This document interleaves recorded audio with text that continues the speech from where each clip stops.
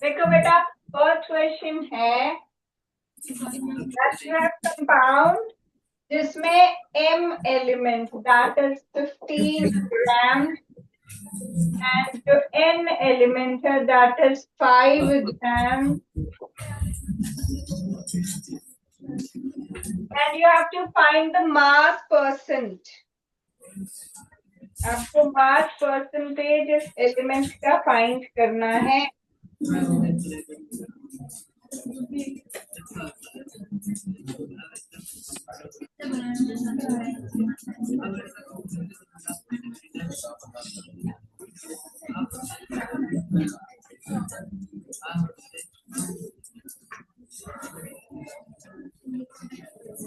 इसमें से roll number 10 कौन है? Roll number 10. हाँ बेटा, क्या आपने क्वेश्चन ये सॉल्व कर लिया? पहले ये बताओ. Yes ma'am. Okay fine. बताओ क्या करना है इसमें? पहले m और n एलिमेंट को प्लस करना है. ओके, पहले टोटल मास निकाल लेते हैं. n और m को प्लस कर लेते हैं. ये होगा 20 ग्राम्स. फिर क्या करना है? 15 को 20 से डिवाइड करके 100 से मल्टीप्लाई करना है. लेकिन क्यों? परसेंटेज निकालने के लिए. किसकी परसेंटेज निकलेगी उसमें? m से m की. ठीक है, तो ऊपर हम लिखेंगे मास ऑफ m, नीचे लिखेंगे टोटल मास इनटू 100. ठीक है, कितना आ जाएगा ये? 5 ग्राम. 75%. ठीक है, वेरी बैठो. तो answer is B, 75%. Okay, then come the atomic number of an element X is 30. X का atomic number है 13. What will be the number of electrons in X positive? Whose roll number 8? Roll number 7?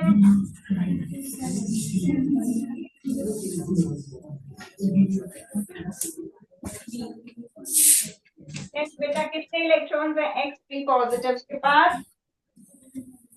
Ma'am p 15. 15. कैसे? अगर इसका atomic number है 13 electrons इसके पास होंगे. Configuration क्या होगी? Configuration of element ma'am 2 8 3. ठीक है. अब ये 3 पॉजिटिव चार्ज इस पे कब आएगा?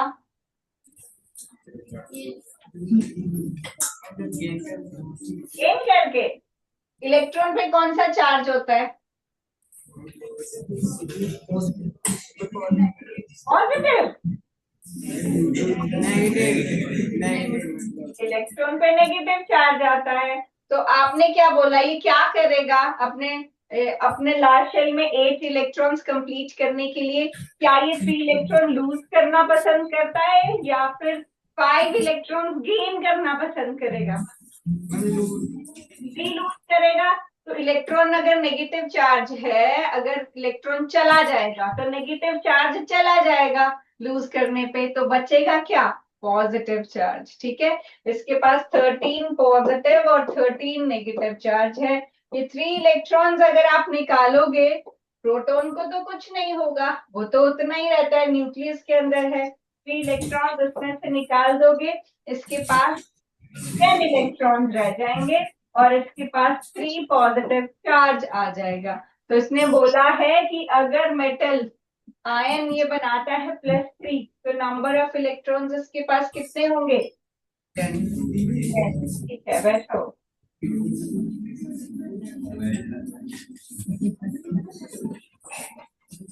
Come to next question.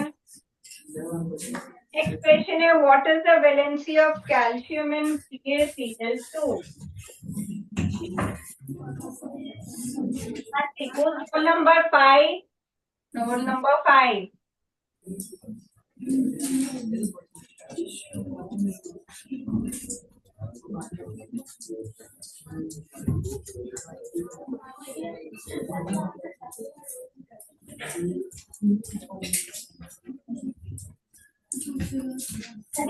What is atomic number of calcium?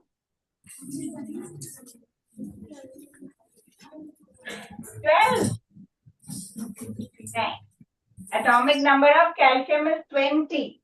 Configuration बता सकते हो क्या होती है अगर किसी का एटॉमिक नंबर 20 हो तो 28 उसमें तो 10 इलेक्ट्रॉन आए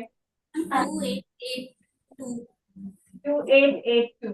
अब इसकी लास्ट शेल में कितने इलेक्ट्रॉन्स हैं 2 इलेक्ट्रॉन। तो ये 2 इलेक्ट्रॉन को क्या करेगा लूज करेगा गेन करेगा या कुछ और गेन करेगा क्या करेगा ये कंबाइन करने के लिए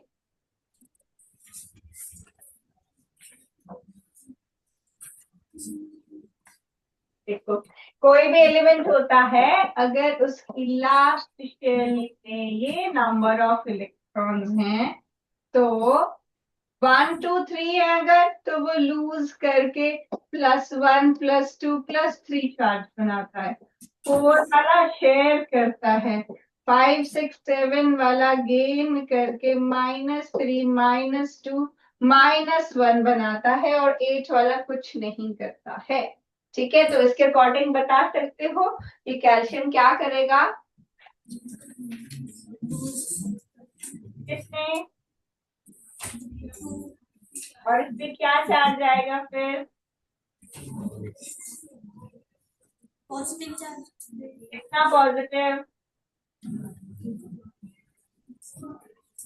पॉजिटिव 2 ठीक है तो इसमें क्वेश्चन में आपसे पूछा what is the valency of calcium in CaCl2 तो क्या वैलेंसी है कैल्शियम की 2 ठीक है और चार्ज कितना आएगा +2 ठीक है चलो बैठो तो इसमें वैलेंसी या वैलेंस इलेक्ट्रॉन और चार्ज सब कुछ है 2 ठीक है next question Next question is an element X has a valency of 2. What is the formula of oxide Z? Element X है इसकी वैलेंसी है 2 और आपको इसकी ऑक्साइड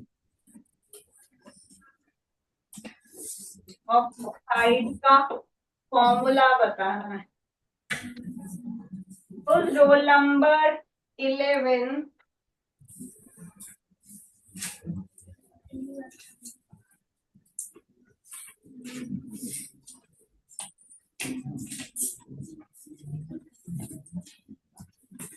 जी बेटा आप बता सकते हो इस एलिमेंट की ऑक्साइड का फॉर्मूला क्या होगा ऑक्साइड क्या होती है जब ऑक्सीजन के साथ एलिमेंट कंबाइन करता है उसको ऑक्साइड बोलते हैं तो ऑक्सीजन पे क्या चार्ज होता है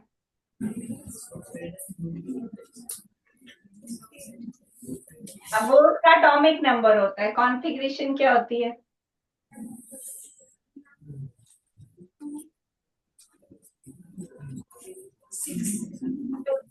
ठीक है अगर उसको अपनी लास्ट शेल में 8 इलेक्ट्रॉन्स चाहिए तो वो क्या करेगा सिर्फ 6 इलेक्ट्रॉन्स को लूज करेगा या 2 इलेक्ट्रॉन्स को गेन करेगा कितने गेन करेगा 2 तो अगर 2 इलेक्ट्रॉन्स गेन करेगा उस पर क्या चार्ज आएगा कितना नेगेटिव तो ये जो है ओ इसको हम बोलते हैं ऑक्सीजन और जब ऑक्सीजन पे -2 चार्ज आता है उसको हम बोलते हैं ऑक्साइड ठीक है तो अगर एक एलिमेंट जिसकी वैलेंसी 2 है मान लो ये मेटल है जिसकी वैलेंसी 2 है तो वो ऑक्साइड अगर बनाएगा तो इसका चार्ज 2 इसका भी चार्ज 2 क्रॉस करके M2O2 लेकिन कॉमन लोगे तो इसकी ऑक्साइड क्या बन जाएगी MO ठीक है या फिर यहाँ पर एक्स एलिमेंट दिया है तो इसको हम लिख देंगे एक्स ओ, ठीक है। यहाँ पर एक्स दिया है एलिमेंट का सिंबल, ये बन जाएगा एक्स ओ, ठीक है। सी ऑप्शन बैठो।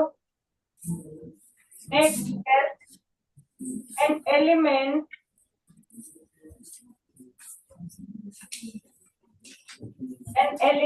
y has valency 3, y है इसकी valency है 3, the formula of sulfate, whose roll number 15,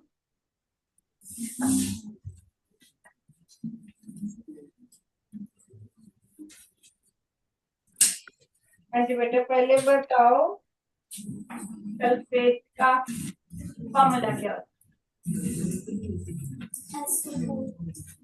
और चार्ज उस पे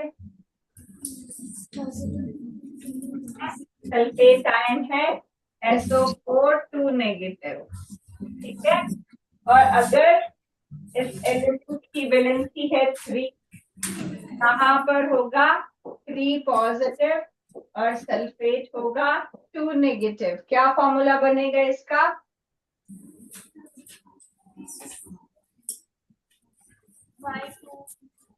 Y2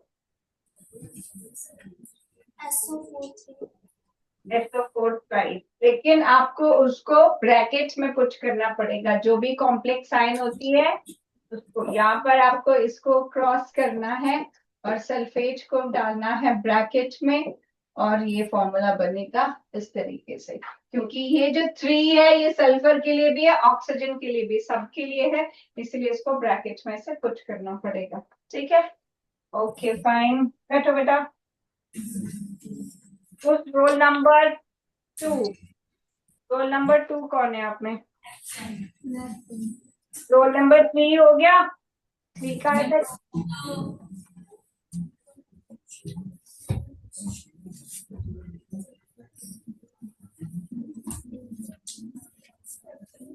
हाँ जी बेटा, नेक्स्ट क्वेश्चन है, aluminium salt of an anion X is Al2H3. What is the valency of X? X की वैलेंसी बता सकते हो इसमें? बोलो।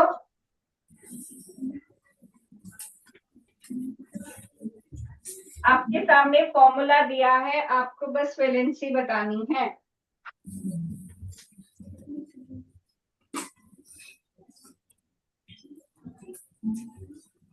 बोलो। आपको वैलेंसी बताने के लिए सिर्फ इन चार्जेस, इन नंबर्स को क्रॉस करना होता है बेटा, क्योंकि ये क्रॉस करके लिखे गए होते हैं। तो इसमें जो एल्यूमिनियम है उस पे 3 पॉजिटिव चार्ज, क्योंकि पहले हमेशा कैटायन लिखी जाती है, और जो एनायन नेगेटिवली चार्ज है उसका -2 चार्ज आएगा और इसीलिए इसकी जो वैलेंसी है वो 2 आ जाएगी, ठीक है। सो ए इज द करेक्ट आंसर। बैठो, और बस इतना आसान है, इसको थोड़ा सा याद कर लो कि कैसे निकालते हैं। आपको बस क्रॉस करना होता है वैलेंसी के लिए, फॉर्मूला गिवन है तो वैलेंसी के लिए बस क्रॉस करना होता है, ठीक है। Next question, the formula of compound. अब ये सारे ऐसे ही हैं, आई गिव यू 5 मिनट्स, आप करो फटाफट इन क्वेश्चंस को, फटाफट करो। जैसे मैंने बताया वैसे ही है अगले क्वेश्चंस भी। देखो जो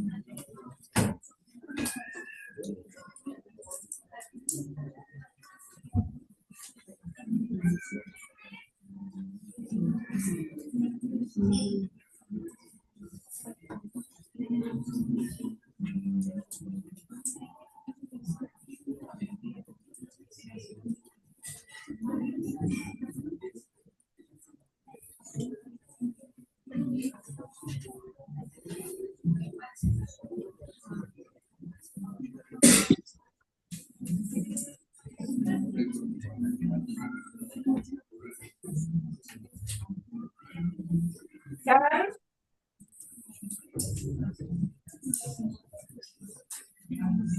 So फिर 8th question and the formula of 8th तो हमने कर लिया था नहीं. The formula of 7 का भी. The formula of a compound is X3Y. The valencies of elements X and Y will be.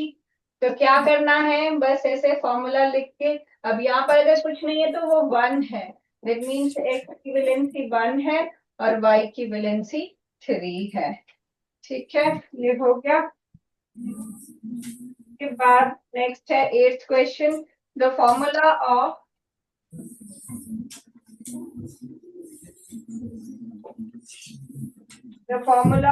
sulfate of an element X2 SO4 thrice.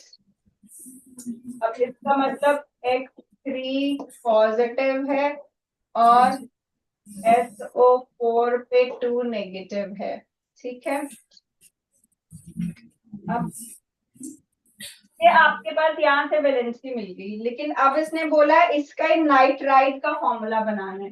तो nitrogen होता है एटॉमिक नंबर 7, कॉन्फ़िगरेशन 2,5. अपनी लास्ट शेल में 8 electrons complete करने के लिए ये 3 electrons gain करता है और बन जाता है N3 नेगेटिव, और इसको हम बोलते हैं नाइट्राइड आयन. ठीक है, नाइट्रोजन अपने लास्ट शेल, सबको ये तो मेरी लास्ट शेल फुली फिल हो जाए तो इसकी लास्ट शेल में 5 इलेक्ट्रॉन्स है, तो या तो वो 5 लूज कर सकता था या 3 गेन कर सकता था.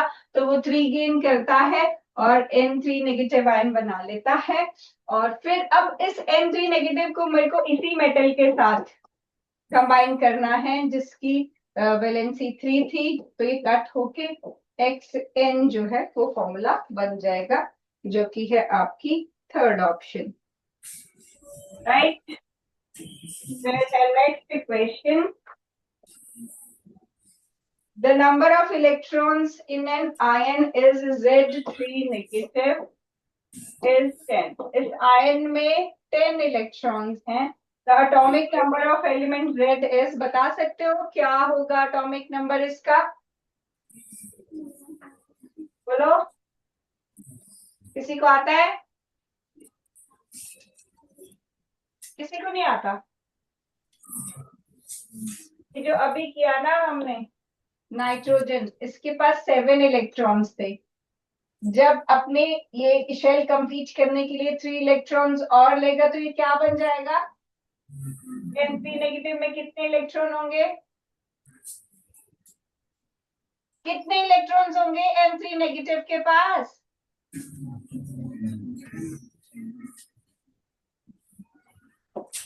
देखो, किसी भी एलिमेंट का जो एटॉमिक नंबर होता है ना बेटा, उतने ही उसके पास प्रोटॉन होते हैं और उतने ही उसके पास इलेक्ट्रॉन होते हैं। एक न्यूट्रल एटम में हमेशा ऐसा होता है। तो अगर आप नाइट्रोजन के एलिमेंट को कंसिडर करो, उसका एटॉमिक नंबर 7 है, विच मीन्स उसके पास 7 पॉजिटिव और 7 नेगेटिव चार्ज, तो उसके पास 7 इलेक्ट्रॉन्स हुए। अपने लार्ज शेल कंप्लीट करने के लिए जब वो 3 इलेक्ट्रॉन्स और लेता है ताकि यहाँ पर कंप्लीट हो जाए, 8 हो जाए, तो उसके पास पहले से 7 थे, 3 इलेक्ट्रॉन्स वो और ले लेता है, तो टोटल उसके पास 10 इलेक्ट्रॉन्स हो जाते हैं। लिख लो इसको, नहीं पता है अगर तो। नहीं बता पाए तभी आप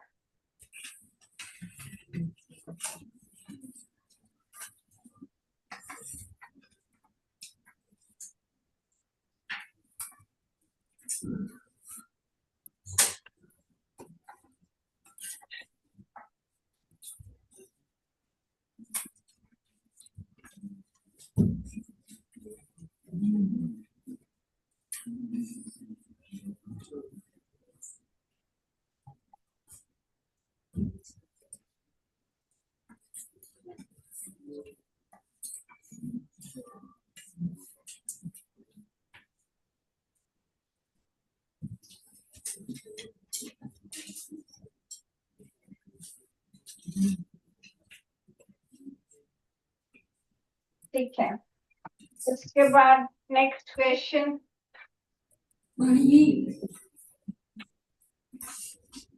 नंबर ऑफ इलेक्ट्रॉन्स। अब ये वाला कर सकते हो, number of electrons in ion is y 2 positive is 10। मतलब एक आपके पास आयन है y पे 2 पॉजिटिव, इसके पास टोटल नंबर ऑफ इलेक्ट्रॉन्स 10 है। What is the atomic number of y? 12। ठीक है, 12 होगा इसके पास ओरिजिनली, जिसमें से 2 8 2 इसकी कॉन्फ़िगरेशन होगी, जिसमें से 2 इलेक्ट्रॉन्स जो है वो लूज कर देगा और 10 इलेक्ट्रॉन्स के पास बच जाएंगे, और 2 इलेक्ट्रॉन्स लूज करने पे 2 पॉजिटिव चार्जेस के आते हैं। क्या बातें मत करो, फटाफट एजर्शन रीजन देखो, फिर मैं एक बार पढ़ दो, फिर मैं बेटे मेरे को आवाज ना आए, बहुत ऐसे डिस्टर्बेंस होती है, फटाफट करो।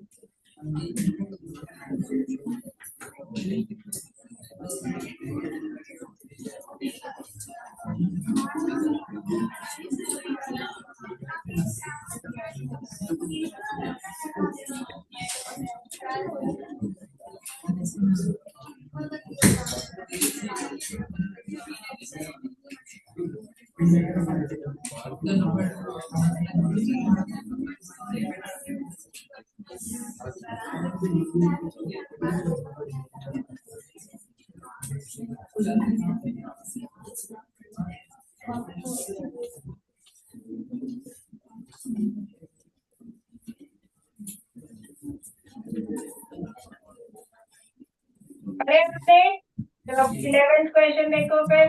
Is reactant during a chemical reaction, बेटा बहुत आवाज आती है। During a chemical reaction, the sum of masses of reactants and products remains unchanged. This is known as law of conservation of mass. Is this true? Is this true? क्या होता है law of conservation of mass? What do you mean by it? क्या क्या होता है उस law में? पता है आपको? 20.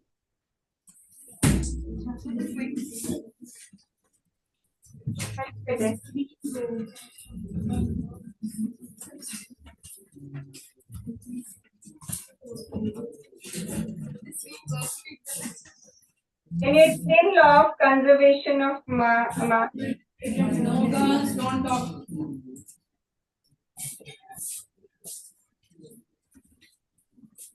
बोलो। I don't know. ये मैंने अभी आपको बोला था कि ये स्टेटमेंट पढ़ो, इसके लिए मैंने आपको टाइम दिया था, आपने स्टेटमेंट पढ़ी थी? क्या था उस स्टेटमेंट में?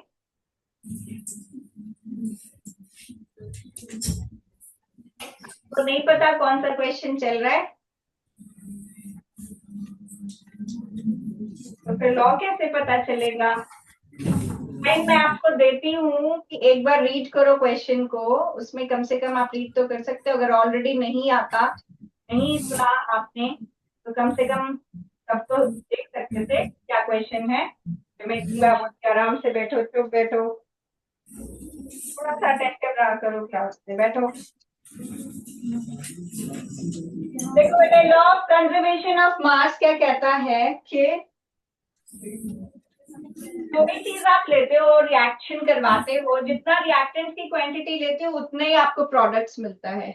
कुछ भी क्रिएट नहीं हो सकता, कुछ भी डिस्ट्रॉय नहीं हो सकता, जितना है उतना ही रहता है। इसी को बोलते हैं कंजर्वेशन। ठीक है, लॉ ऑफ कंजर्वेशन ऑफ मास।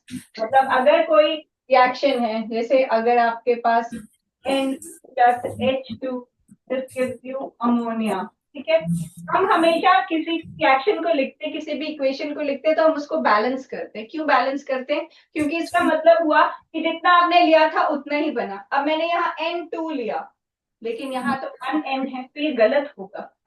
मैंने यहाँ पर एक नाइट्रोजन को डिस्ट्रॉय कर दिया क्या? That is not possible.